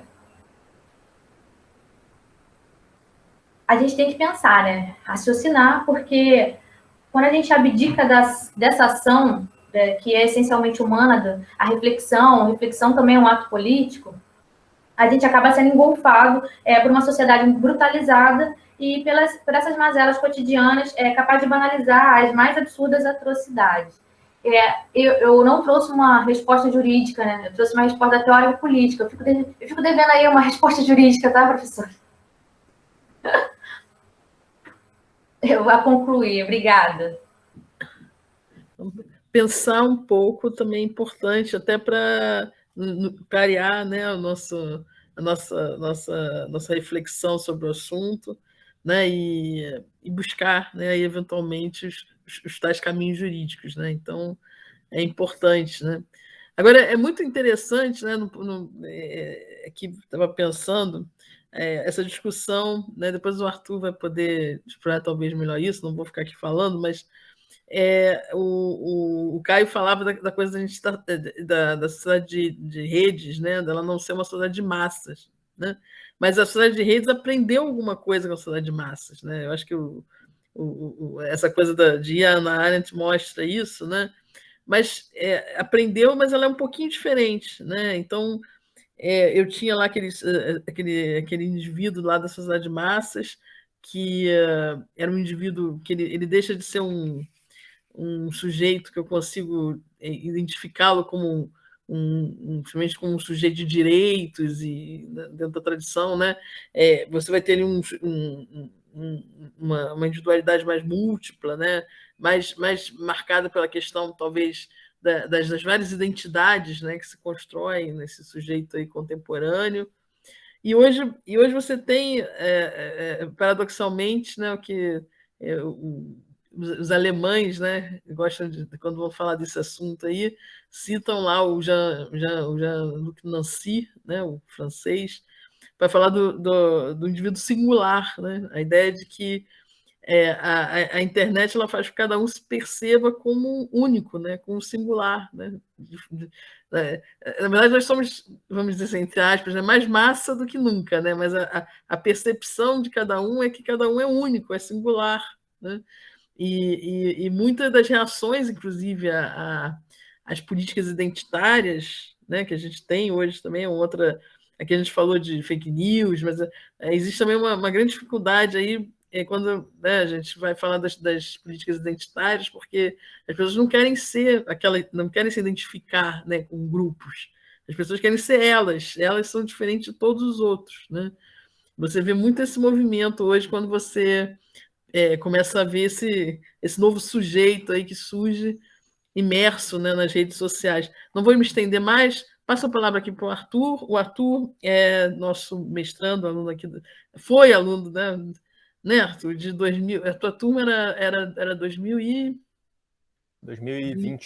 20, a tua turma, o Arthur nos abandonou, né, mas a gente aqui, como nós somos almas benevolentes, né, e gostamos muito dele, né, nós o preservamos, né, aqui, e sabemos que ele gosta muito desse assunto, né, e sempre traz contribuições interessantes para a gente aqui. Então, o Arthur vai terminar aí, né, apresentando, eu sei, esse tema aí, fechando um pouco, né, tudo isso que foi dito antes. Obrigado, professora. Primeiro, não resisti a uma certa né? Percebi. Mas primeiro eu queria realmente agradecer muito pelo convite. Fiquei muito honrado e feliz com essa benevolência e com essa lembrança. É muito bom aqui conversar com vocês. Estou vendo aqui também o Pedro, que foi meu colega ali. É legal revê-lo. E também aí saudando Estela, Caio e Marta pelas apresentações que foram... eu acho que foi interessante que a gente teve um pouco de cada... Foram assuntos diferentes. Eu, inclusive, quando recebi esse convite, pensei em falar do PL 2630, mas imaginei que alguém já fosse falar, então resolvi não tratar desse assunto. Pensei também na MP 1068, né, a MP da véspera, não do fim do mundo, da véspera do 7 de setembro. Então, mas também, enfim, aí eu resolvi sair um pouco desses assuntos um pouco mais próximos e achei que a gente podia fazer um retrospecto um pouco maior. Deixa eu compartilhar aqui a minha tela. Eu achei que a gente podia ter proveito... Não sei se eu vou conseguir. Vocês estão vendo? Estamos sim. Tá, ok. Então, eu achei que a gente podia ter algum proveito aí, retornando um pouco mais e tratando aí de como é que a gente chegou até aqui, né? A internet lá na década de 1990 começou, e a visão que se tinha era muito... A gente não poderia prever onde nós chegaríamos. Então, primeiro, a gente aqui num momento extremamente crítico já, óbvio, hoje quando a gente está diante das fake news, do discurso de ódio, a gente tem uma visão crítica que é imprescindível para a gente tentar resolver um problema real que já existe. Mas eu acho sempre bom ter alguma noção da ambivalência dessas potencialidades das redes sociais, né? Eu acho que realmente o foco tem que ser nos problemas, na crítica, porque está na hora de implementar algumas mudanças, mas a gente também precisa ter essa noção dos benefícios, para que a gente não perca esses benefícios. Então, os benefícios evidentes, né, de incentivar a democracia e de dar voz aos oprimidos, que foi como se iniciou esse debate, ou como foi colocada a internet lá atrás, a gente não pode perder isso totalmente de vista. A gente só precisa ter um olhar realmente crítico de que não é apenas isso. Então, a Primavera Árabe, para dar um exemplo, acho que foi o primeiro assim de relevância mundial, né, que chamou a atenção, os movimentos do Me Too, do Black Lives Matter. Então, essas são potencialidades importantes e que a gente precisa valorizar realmente. A busca por desaparecidos em desastres naturais e as ajudas humanitárias, de uma forma geral, são potencialidades das redes. E então, qualquer movimento que a gente faça no sentido de evitar discurso de ódio, no sentido de evitar abusos, a gente precisa se preocupar em preservar esses aspectos. Os malefícios são evidentes, são esses que já nos vêm à cabeça tratando desse assunto, mas são esses: o incentivo aos atos antidemocráticos e a invasão do Capitólio nos Estados Unidos, né, a grande democracia do mundo, no início desse ano, foi um golpe muito relevante. As ações terroristas, de uma forma geral, a promoção dos discursos de ódio, e foi muito legal a colocação trazida aí pela Marta. Eu acho que é muito importante, eu acho que olhar para trás é sempre muito importante, porque, infelizmente, a história, se não for cíclica, é espiral, e a gente precisa conhecer, e era muito importante que a gente conseguisse que as pessoas refletissem muito mais sobre isso. Exploração sexual, comércio ilegal de drogas e medicamentos, enfim, todos esses são problemas trazidos de forma muito grave por essa liberdade quase absoluta, né, nas redes. E por que estamos aqui, né? Como é que a gente chegou até aqui?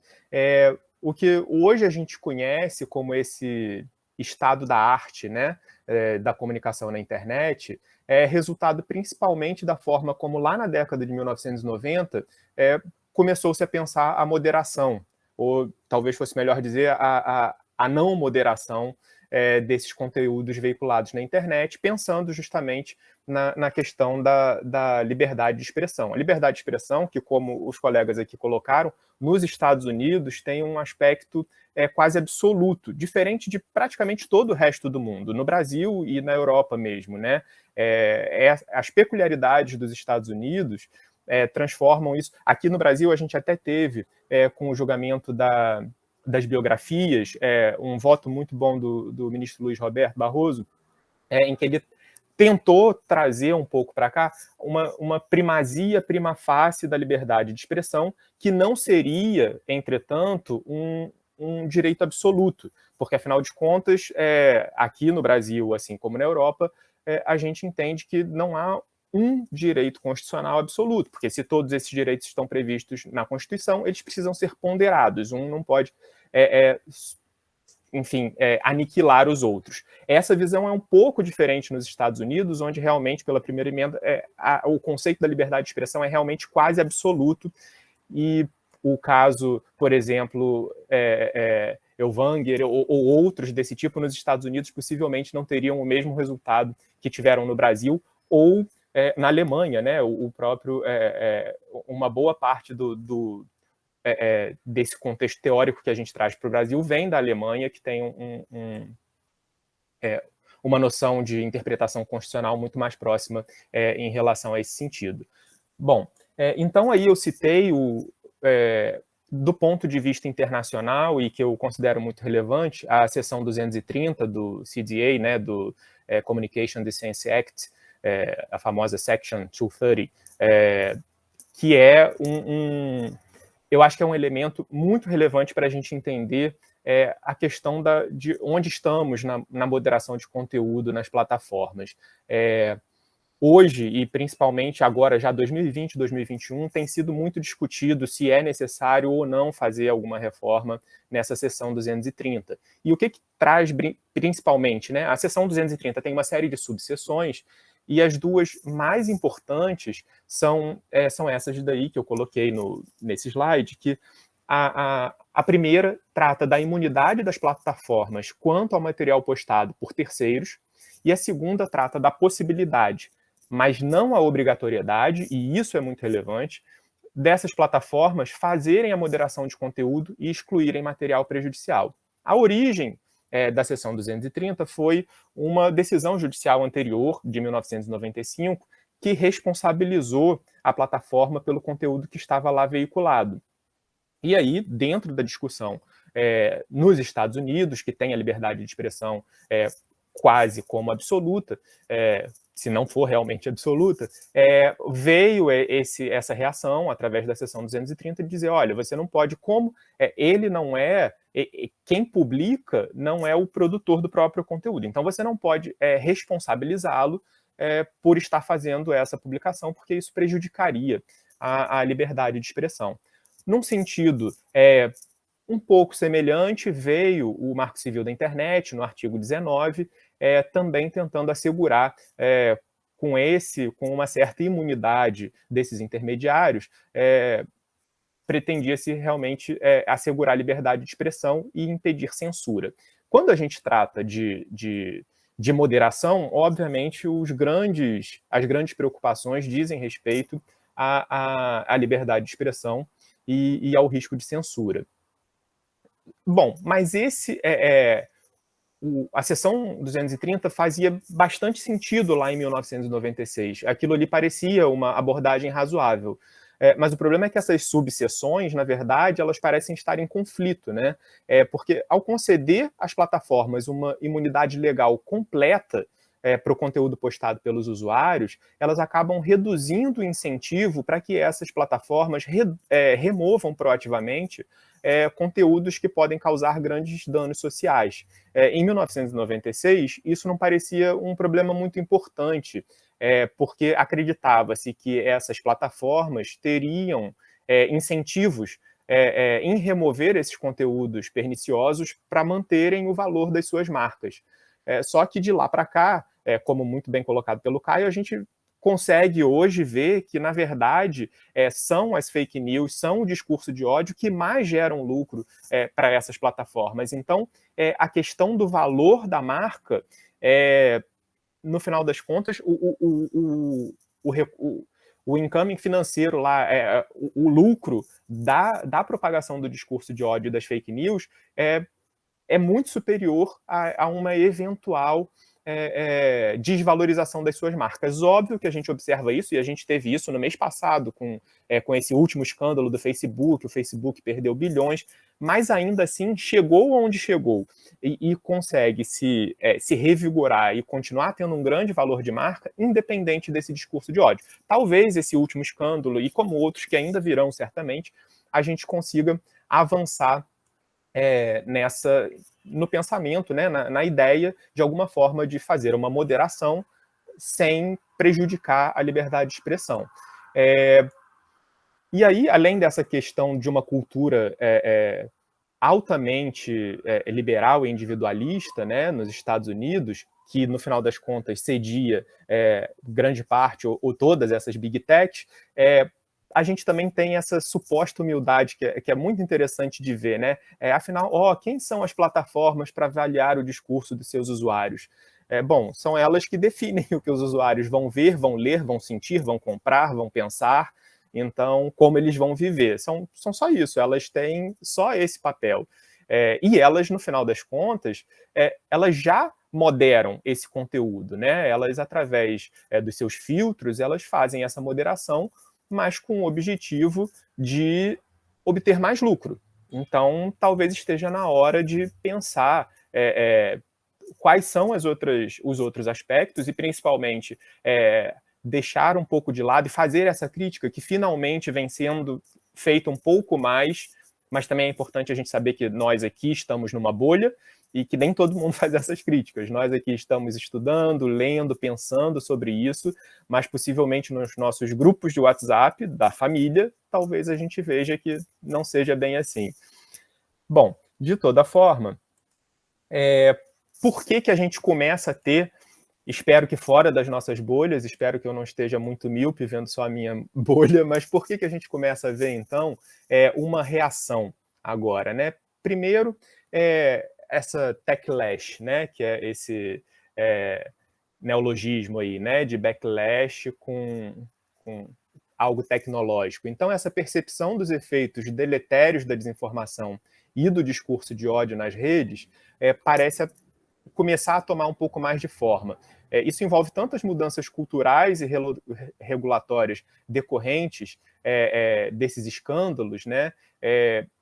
E isso é muito forte, como eu já disse, esse último escândalo que foi trazido pelo Wall Street Journal, que lançou uma série investigativa que chamou de Facebook Files, e mostrou as más práticas da rede social, a displicência com a propagação de discursos, por exemplo, anti-vacina, e que é considerado que levou à morte de milhares de pessoas por causa da negligência em relação a isso, e outras tantas, e isso para falar do exterior, sem falar do que a gente poderia tratar no Brasil também, enfim, em todo o mundo, né? Infelizmente, essa não é uma peculiaridade local, e muito por conta desse aspecto global das redes, né? Se a gente for pensar por que tantos países vivem questões semelhantes, possivelmente porque vários países se valem dessa floresta, como disse o Caio,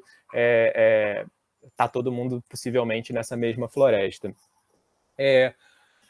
Também começa-se a se visualizar essa questão da categorização como insuficiente, né? É muita simplificação diante da impossibilidade de abarcar contextos culturais diferentes. Então, a gente tem uma regulação, uma moderação por categorização não seria suficiente, porque várias plataformas excluem nudez, por exemplo, e aí foram excluídas fotos de índios, pinturas clássicas, esculturas.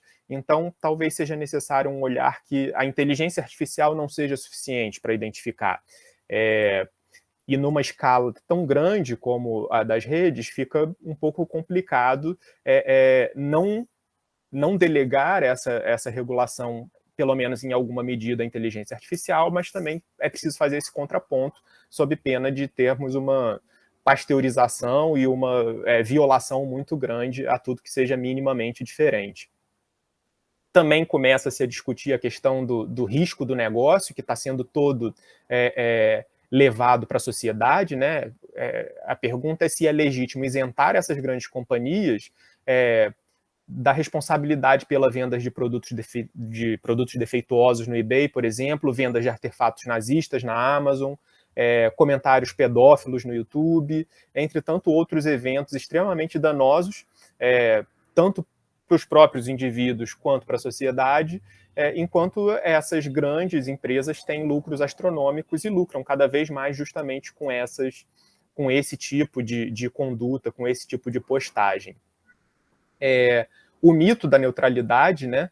A neutralidade das plataformas, neutralidade já é um termo que precisa ser muito discutido, né? Neutralidade, no final das contas, no mínimo, conservadorismo para manutenção de um status quo. Não existe algo neutro. Tudo, se você pretende não alterar a realidade, é porque você quer manter a realidade. E não há nenhuma neutralidade em querer manter a realidade. Querer ou não querer são posições.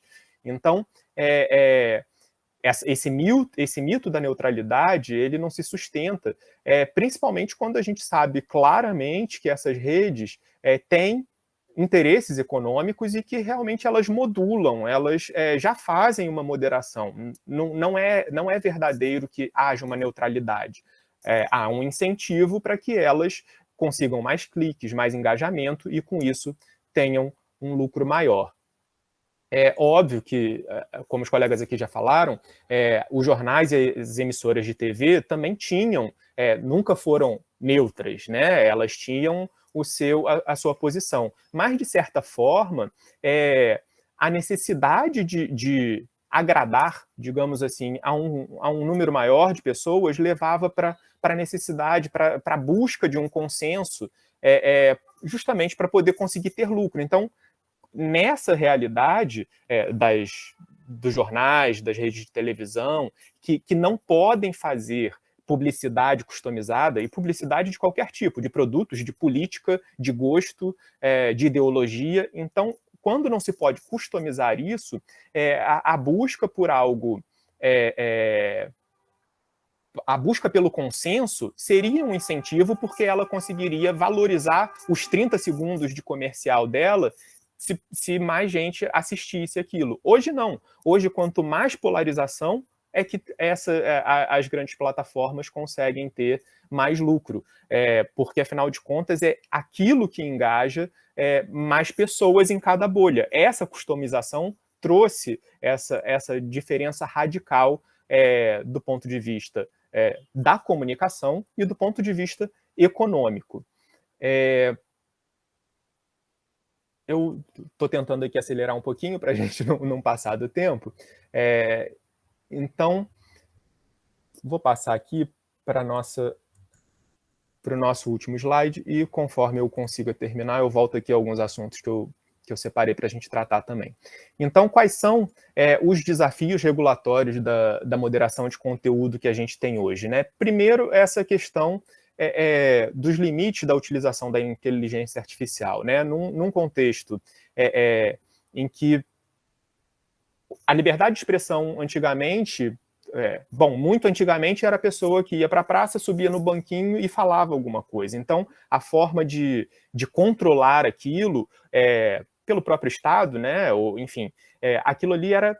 Cada pessoa ia de uma vez, cada pessoa falava para um público relativamente pequeno. Hoje, a escala dessa liberdade de expressão, com milhares, milhões, bilhões de pessoas falando ao mesmo tempo, fica muito mais difícil. Então, esse controle, obviamente, e no contexto que a gente tem hoje, através da inteligência artificial, se torna relevante.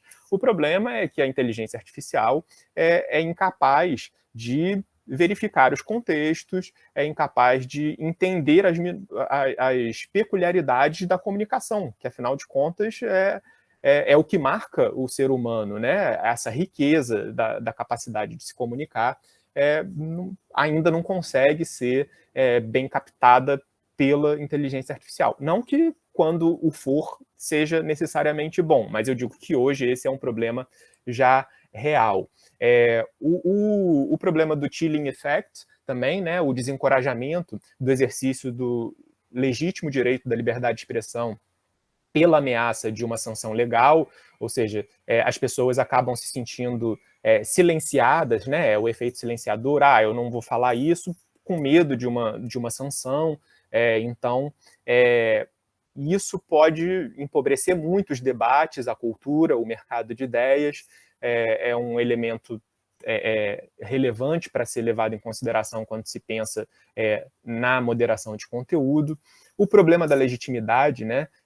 Quem diz que moderação é proporcional? As plataformas são legítimas para exercer esse papel por si próprias? Elas já fazem as regras, né, através dos seus termos e condições, elas já julgam os casos envolvendo as supostas infrações. Hoje, com essa nova esfera pública digital, onde as pessoas, na verdade, acabam sendo muito mais ativas do que na esfera física, elas exercem no mínimo, esses dois poderes, né? Elas concentram os três poderes. Por isso que, por exemplo, o Jack Balkin fala que essas plataformas hoje se comparam aos estados absolutistas dos séculos anteriores, porque elas concentram... primeiro, elas congregam bilhões de pessoas no mundo todo, e elas exercem com um certo grau de absolutismo todos esses poderes. Qual é o papel do Estado hoje, né, nessas circunstâncias? cabe a ele fazer a regulação dessa governança privada pelas próprias empresas de tecnologia, quais são os limites dessa regulação, como é que a gente controla os riscos de uma censura e da captura de certas plataformas por um determinado governo. É uma relação ambivalente também, né? O problema da arquitetura das redes, né? O modelo econômico das atividades principais dessas plataformas, como a gente já viu, implica a exploração de vieses cognitivos, tende à criação dos filtros de bolha, das câmaras de eco. Então, todas essas são preocupações importantes para a gente ter em mente na regulação, na moderação de conteúdo para o futuro. Eu tinha até separado mais algumas coisas aqui para falar, mas para a gente não ultrapassar o tempo, eram essas aí as minhas principais ideias para a gente pensar no futuro. É isso, foi um prazer. Obrigado. Agradeço muito, Arthur. Teve que resumir bastante aí, até porque ele podia ter falado mais uns 5 minutos, que eu acho que ele nem chegou a falar meia hora, né? Porque a gente acabou atrasando um pouquinho, né? Mas é importante aqui. Se né, quiser, eu continuo. Não, eu acho que a gente pode fazer o seguinte: a gente pode, né? A gente encerra aqui oficialmente, né? O curso, porque ele não pode ter mais do que 2 horas, eu vou parar a gravação, e a gente pode deixar abrir até talvez a dar a palavra, né? Quem queira falar mais, eu acho que é interessante a gente dar essa possibilidade aí nesses minutos finais, aí, alguns minutos, né? Eu vou interromper a gravação, porque o DPQ diz que a gente não pode ficar aqui falando, pedindo até para estender o horário, falando, não, tem que ser 2 horas. Então, para não dizerem, né? Para a gente não descumprir a determinação do DPQ,